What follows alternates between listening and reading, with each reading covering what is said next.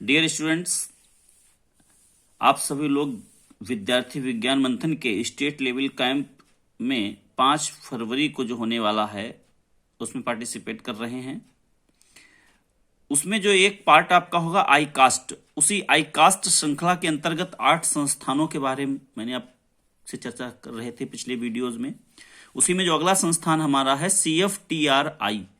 ये जो CFTRI है ये आता है CSIR के अंतर्गत आता है। CFTRI की फुल फॉर्म क्या है? Central food technological research institute. ये मैसूर में है, साउथ इंडिया में, तमिलनाडु में। और ये अंतर्गत आता है, एक उसी का बॉडी है, लैब है CSIR का। CSIR होता है council of scientific and industrial research, new Delhi. ये न्यू दिल्ली में है और CSIR के अंतर्गत ही ये CFTRI आता है जो कि मैसूर में है।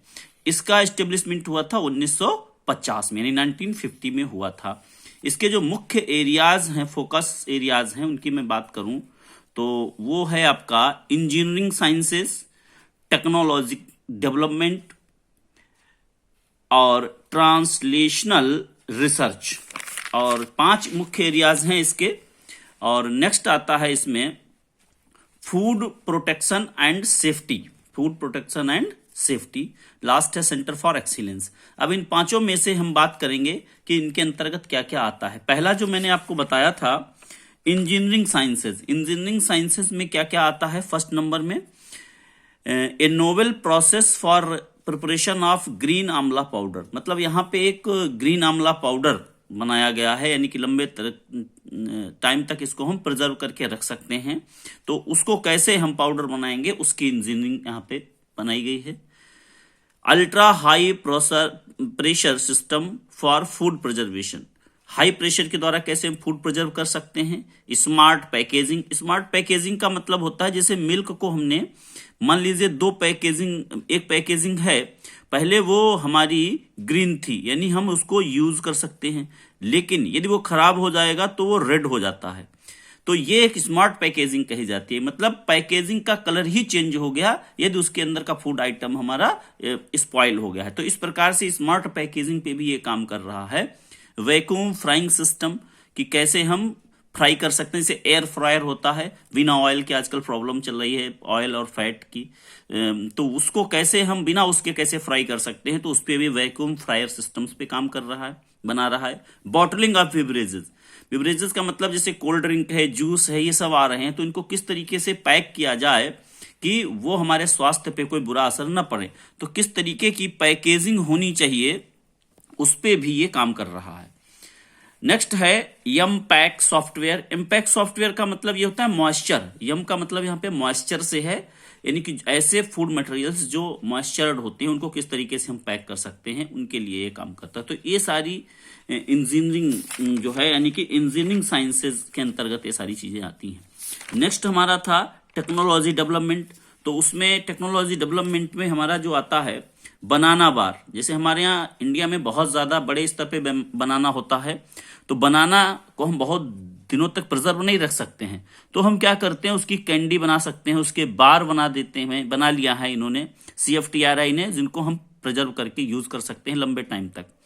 Gluten free bakery products. Gluten ये गेहूं और जितने खाद्य पदार्थ हैं उनमें पाया जाता है, तो ये अधिक मात्रा में नहीं होना चाहिए, नहीं तो इससे हमें प्रॉब्लम्स हो जाती हैं, और हैं भी लगभग 1% लोगों में है प्रॉब्लम्स।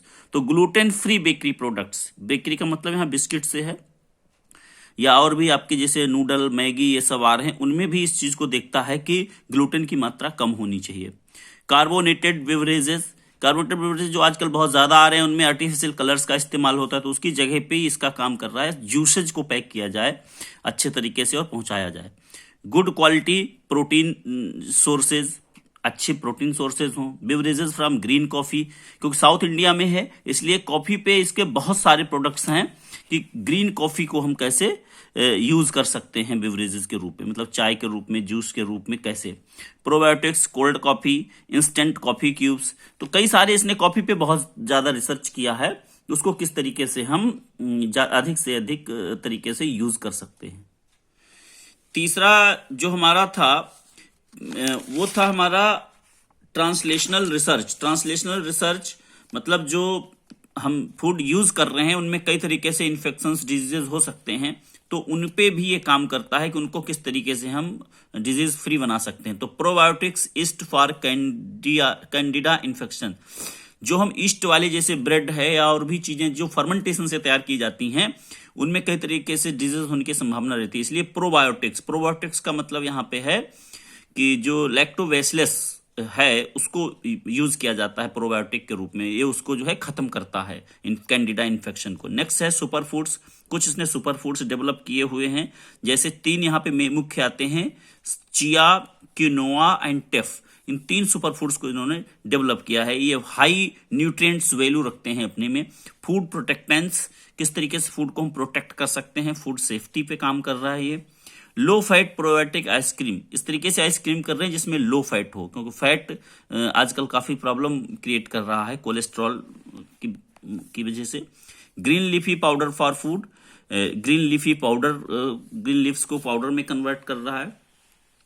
नेक्स्ट है फूड प्रोटेक्शन एंड सेफ्टी, तो फूड प्रोटेक्शन में 2 चीजें यूज करते हैं ये इसमें, एक तो फूड प्रोटेक्टेंट्स का यूज करते हैं, दूसरा food safety.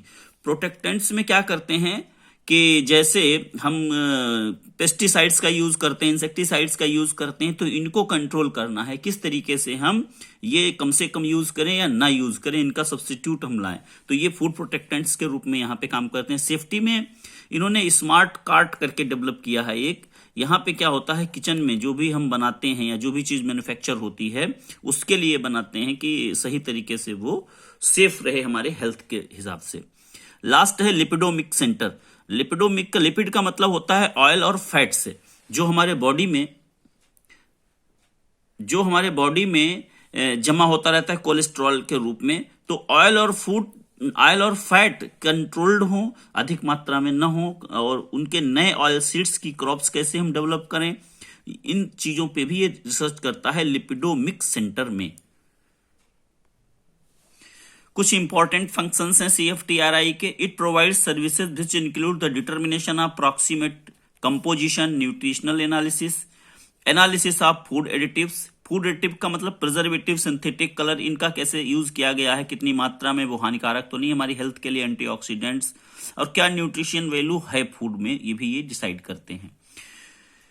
4 important food taste, कुछ टेस्ट हैं जिनका हम यूज करते हैं, जैसे ग्लूकोज के लिए हम बेनेडिक्ट टेस्ट का यूज करते हैं, स्टार्च के लिए आयोडीन टेस्ट का यूज करते हैं, प्रोटीन के लिए ब्यूरेट टेस्ट का हम यूज करते हैं, और स्टार्च टेस्ट के लिए पोटैटो का हम इस्तेमाल कर सकते हैं। It generate and apply knowledge of food science and food technology for optimal conservation and utilization of the nation's food resources. Hello students, तो नेक्स्ट हमारा जो है CAFRI, CFTRI और CAFRI काफी रिलेटेड हैं, वो भी फूड रिसर्च है, और यहाँ पे एग्रो फॉरेस्ट्री रिसर्च है, कृषि से संबंधित है, और ये ICAR के अंतर्गत आता है, CAFRI। तो CAFRI का फुल फॉर्म है central agro forestry research institute. ये झांसी में है, उत्तर प्रदेश में है, इसलिए काफी इंपॉर्टेंट है, और ये आता है ICAR के अंतर्गत। ICAR का मतलब Indian council of agricultural research. पहले इसका जो नाम था, formerly it known as national research centre for agro forestry, और ये हुआ था 1988 में 8 मई को, लेकिन बाद में इसको 1 दिसंबर 2014 को नाम बदल के रख दिया गया CAFRI। एक बहुत ही इंपॉर्टेंट चीज आपको बता दें, जो UNO है, UNO ने इस बार घोषित किया है United Nations decade on ecosystem restoration 2021 to 2030। ये जो डिकेड हमारा चल रहा है, इसको क्या है, इकोसिस्टम रिस्टोरेशन, कि जो हमारा डिसबैलेंस हो रहा है इकोसिस्टम, उसको किस तरीके से हम रिस्टोर करें, तो इस पे वर्क करना है सारे कंट्रीज को, तो उसके लिए भी ये संस्थान हमारा काम कर रहा है। दूसरा एक और उन्होंने घोषित किया है ईयर, जो 23 हमारा चल रहा है, ये है international year of millets. Millet आप जानते हैं, जैसे ज्वार है, बाजरा है, ये सारी चीजें इसमें अंतर्गत आती हैं, और इनको जो है मोटा अनाज यदि हम कह सकते हैं अपने हिंदुस्तानी भाषा में, तो मोटा अनाज इनको बोला जाता है, और ये हमारे स्वास्थ्य के लिए बहुत लाभदायक होते हैं। CAFRI मुख्यतः जो फोकस करता है integrating trees, crops and live stock, मतलब जानवरों के लिए भी लाइव स्टॉक का मतलब है ऑन द सेम फार्मलैंड, कि किस तरीके से वहां पे हम ट्रीज लगाएं, क्रॉप्स को किस तरीके से ग्रो करें, और लाइव स्टॉक का भी किस तरीके से मैनेजमेंट हो, उन पे भी काम करता है। इसका विजन और मिशन क्या है उसकी बात करते हैं। इसका पहले विजन है to improve quality of life of rural people, क्योंकि हमारा कृषि प्रधान देश है हिंदुस्तान, इसलिए जो हमारे कृषि पे आधारित हैं, कृषि से जुड़े हुए हैं फार्मर्स, उनको किस तरीके से उनका क्वालिटी ऑफ लाइफ सुधरे उस पर काम करता है। Through integration of perennials on agriculture landscape for economic, environmental and social benefits, economically, environmentally and social benefits, इन सारे हमको लाभ मिलने चाहिए, ये इसका मुख्य मोटिव है। इकोनॉमिक भी हो, इन्वायरमेंटल फ्रेंडली भी हो, और सोशल बेनिफिट्स भी उससे हमको प्राप्त हो। नेक्स्ट चीज है to improve land productivity by soil conservation, कि हम अपनी लैंड की प्रोडक्टिविटी कैसे बढ़ा सकते हैं सॉइल कंजर्वेशन के द्वारा। रेस्टोरेशन ऑफ इकोलॉजिकल बैलेंस, जो मैंने अभी बताया अभी आपको ऊपर, जो यूएनओ ने कह रखा है कि जो 10 साल है यानी डिकेड है, ये इकोसिस्टम रेस्टोरेशन के लिए है, तो उस पर भी ये काम कर रहा है। एलिवेशन ऑफ पावर्टी को कैसे हम दूर करें, जो रूरल एरियाज में लोग रहते हैं। नेचुरल रिसोर्स कंजर्वेशन, और जो हमारे नेचुरल रिसोर्स हैं उनका अच्छे तरीके से हम कैसे इस्तेमाल कर सकते हैं। Thank you.